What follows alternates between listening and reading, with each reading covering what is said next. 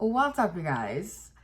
Considering the fact that I've been riding the struggle bus for back-to-back wash days and have recently had to swallow my pride and accept failure, I figured we'd go down memory lane and talk about all of the products that are in my stash, okay, currently with me, that give me the ick. They cause problems for me. These are my least favorites. Okay, so boom, I've got my iPad here with a nice hefty list. But let me say this, usually I go in wash day order, but this time I'm switching things up. We're gonna go from most traumatic experience, the biggest impact on me mentally, physically, emotionally, to girl, it's not that bad. There's just a learning curve. We're gonna make it happen in the future, okay? Okay. So first and foremost, this should be no surprise, the Shea Moisture Manuka Honey Leave-In Conditioner. If you have not seen the last episode of the Moisture Matters series, or the episode before that, girl, just know it was chaos, calamity, and confusion, okay? I had no clue that this product, which I enjoyed so much during the application phase, was going to wreak havoc on my hair in such a way that it did.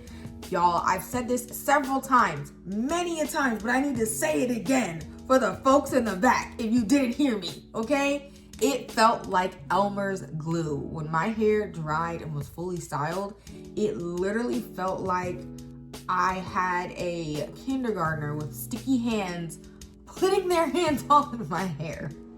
I could not figure it out, and thanks be to God, I finally figured it out. But there was a lot of behind the scenes trials and tribulations happening for me to figure out that this leave-in was causing so much harm to my hair. And so this was the longest standing product that is like really hurt my hair. Like weeks back to back.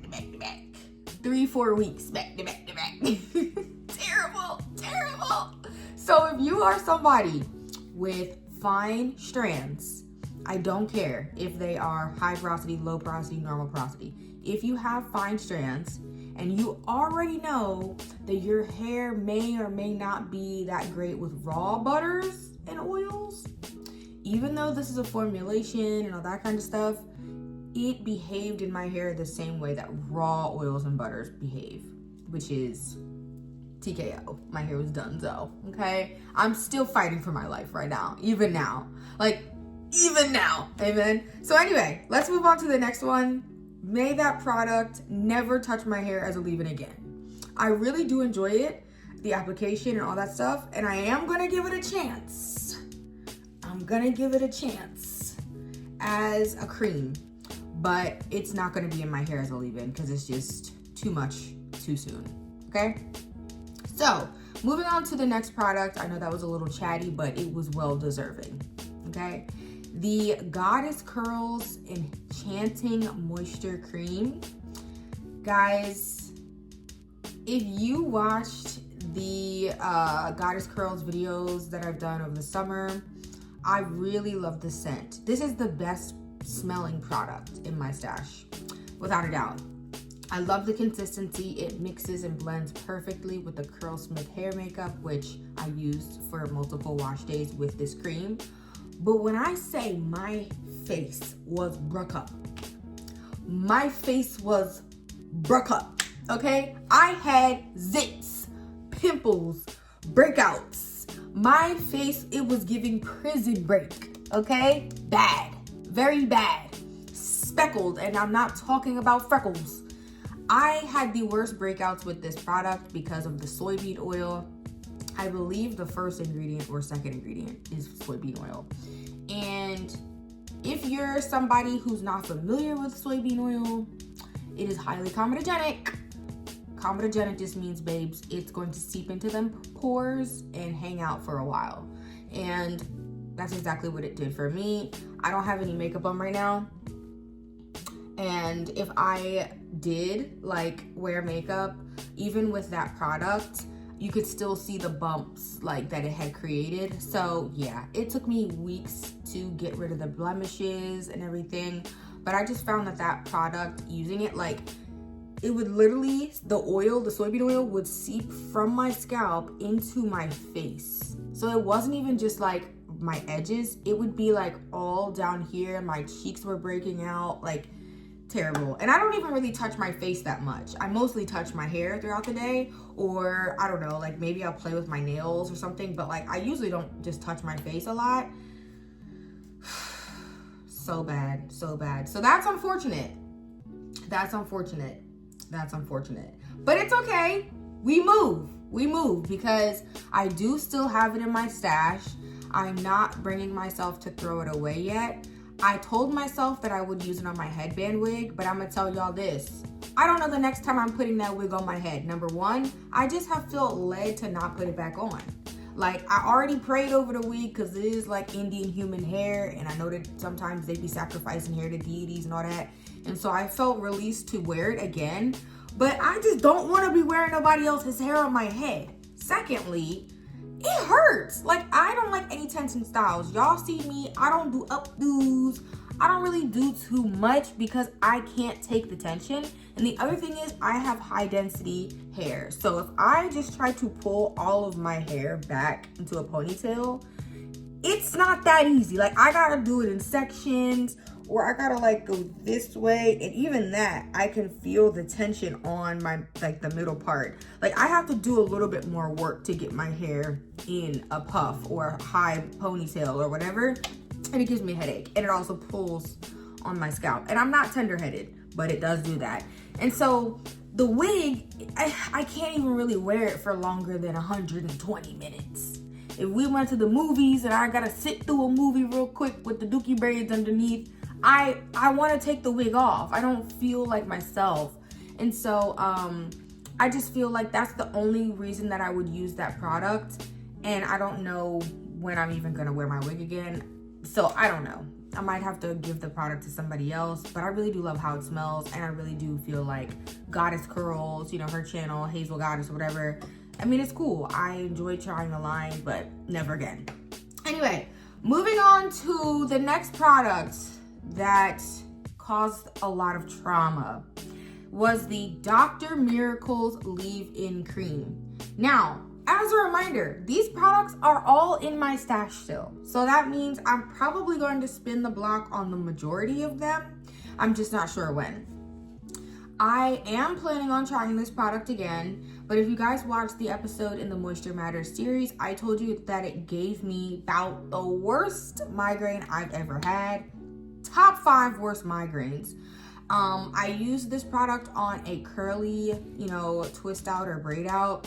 My head hurt so bad, like I didn't realize that it was the scent that was sending me, but it got to the point where I could not have any sensory like stimulation. I couldn't have any lights on. I couldn't smell anything. I couldn't like hear anything. Like, I was so overstimulated and I literally had sensory overload. My head was rocking. I was in the bed, my head was like do do do do. Like, it was like a loud audible sound. So I think the fact that fragrance is in the first line of ingredients, they did their little one. They did their little one.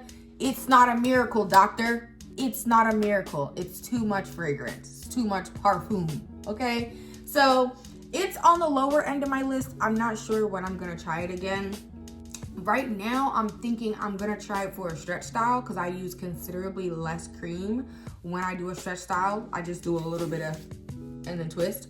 Whereas a curly style, I'm using a lot of cream. And I feel like that's why it just was too much overload for me. So yeah, that's ranking at 3rd worst product in my stash. Let's move on. This is a chatty video. If you're not into that right now, I'm sorry. I know I'm usually a little bit more tight and right, but I'm having one of those months, okay? Having one of those months. Moving on to my 4th worst, okay, product. This is not as bad as the other 3 I've just mentioned, but it was pretty bad. It was pretty bad. This is the Goddess Curls shampoo. And I'm gonna tell you off the top of the dome, this shampoo has silicone in it. What? No shade to the owner, the founder, but what? Like, it has silicone in it and you can feel it. If you've used the TGIN Sweet Honey Hair Milk, it felt like putting that on your hair. It did, as a cleanser. Like, I literally felt like I was putting it on my hair and my hair was like, yo, what are you doing? What are you doing? What is this? Hey, yo! That's how my hair was like talking to me. Like New Yorker. Like, bro, what are you doing? Or it's Philly. That's really Philly. Bro, that's what my hair was doing. And I was putting it on and my hair was like, girl, don't even do another section. Just stick to the front section and try something else. And I didn't listen. And my hair was super wiry because it was already, already had like heavy product on it. Plus the shampoo, it was really crazy. I followed up with the conditioner from the same line, which also had dimethicone in it. So by that point, my hair was screaming expletives. Now, what I will say is I feel like the conditioner is pretty good. Like, as far as a rinse out conditioner, it's actually pretty good. It's pretty balanced, it works well. And, I used it on my wig and my wig was like buttery smooth and all of the things. But I definitely feel like the shampoo and conditioner both having noticeable amounts of like silicone, it gave me the egg. So let's go on to the next one. This is the Quench and Curl leave-in conditioner. This is what I got from Target. Yeah, I got it during that boycott. I was in my local Target and I was like, the people gonna grind me up for probably being in here, but I came to return something and I popped into the hair section and I saw this and I got it. And I probably shouldn't have because now I don't know when I'm gonna use it again. I will try to link the videos that I used these and had horrible experiences, but this braid out I used, or the braid out that I'm referencing that I used this product, I used it and I think I said that my hair looked like, in the braids, it looked like the leather belts. Like, it looked like a leather strap belt. And my hair was super weighed down, very stiff. When I was taking it down, I literally was like, if I make one bad move, it's going to break off. And that's super attributed to the fact that this product has castor seed oil very high up in the ingredient list. Now, what I will say, the ingredients are very clean. I love how they describe them. They give like the scientific name and then they give like the normal explanation or like an easy explanation of what that means, which is cool. But yeah, the castor seed oil for my high porosity fine strands, that high up in the ingredient list, I couldn't do it. Those kinds of situations, there's too much shea butter, too much cocoa butter, too much muru butter, too much manuka honey, too much castor seed oil, too high. Baby, my hair gets suffocated by the sealant. And whatever little bit of water that was there, once it exits, my hair is like, and that's pretty much what happened, breakage. So moving on, the Curlsmith Core Strength Shampoo. Okay, the way that I feel about this product is when that girl was like, if we can't go to Bella Noche's, where can we go? That's how I feel. Curlsmith Core Strength Shampoo, if I can't use you when I'm washing hair that's just silk pressed, ain't nothing in it, when am I supposed to use you? I mean, I tried to use this, I think, twice after getting my hair silk pressed. And you use a little heat protectant, maybe a little hairspray to lay it down. But there's nothing in my hair. There's nothing really in there. It's featherweight. I tried to use the shampoo, and when I say I used almost half the bottle, I was like, this is ridiculous. I wasn't getting any suds. It was terrible. And then I read the back of the ingredient list and I was like, oh, it's really not much going on in here. It's like, it's not even like hand soap. I don't even know. It's almost like a facial lotion, a foaming facial lotion, putting it on my hair. Terrible, 0 stars. It might be in the next empties as a not empty. I just threw it out. Y'all know I use silicones. I use, creams. I use grease. If it couldn't work on a silk press, where is it gonna work elsewhere? Anyway, let's finish this up. I'm 15 minutes in, babes. Last but not least is the Do Crazy Sexy Curl Mousse. And this is the product that I feel like it ain't that bad. It ain't that bad. But there's a learning curve, and I'm not really a learning curve type of girl. I'm not really a learning curve type of girl. I just feel like if I have to carry the one and I gotta rub it in my hands and clap 3 times, if I gotta start doing all that, I don't wanna. I've just used it with different products. I've tried it for refreshes. I've tried it for stretch styles, for curly styles. And I just feel like sometimes it's drying, depending on what I use it with. Sometimes it's like moisturizing and sticky. Sometimes I feel like it gives me the nice hold that I need, and then sometimes I feel like it's way too much hold. Like, I don't know.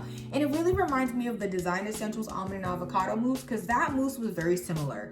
If you put too much, it's like, if you don't put enough, it just feels like you have pudding in your hair, like your cream or whatever is too softening. Like, I don't like strategizing like that. I don't.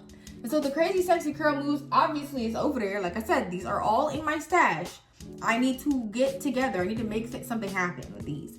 But I just feel like, would I buy it again? No. And that goes the same for all of these products that I mentioned. I would not buy any of these again because I have like distinct memories, okay? Distinct memories about these products and how they made my hair feel. And I'm giving the Crazy Sexy Curl Mousse a pass on the Moisture Matters time that I used it. Excuse me, because I really do feel like the Manuka Honey leave-in was the issue. So I'm really not even gonna, I felt like the curl mousse was a little sticky, I do. But I also feel like the Manuka Honey leave-in kind of ruined that experience. But the Do mousse has been sticky before for me on something else. So I just like, you know what I mean? No. So anyway, let me wrap this up. Y'all are my neighbors, okay? We're a community, we're a family at this point. For those of you who have these products in your stash and you have gotten them to work, babes, send some love my way. Drop some gems below because I need help to use these products up. The Crazy Sexy Curl Mousse is full.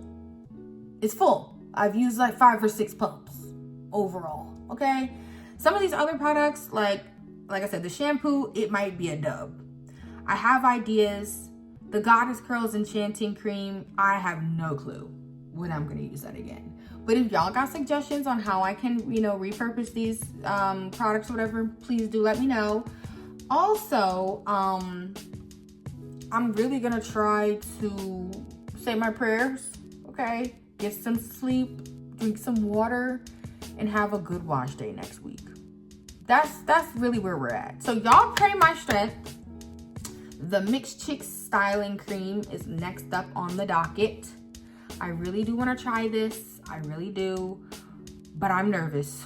I'm still going to try it. If it doesn't work and it's too lightweight, I'll use it in the summertime.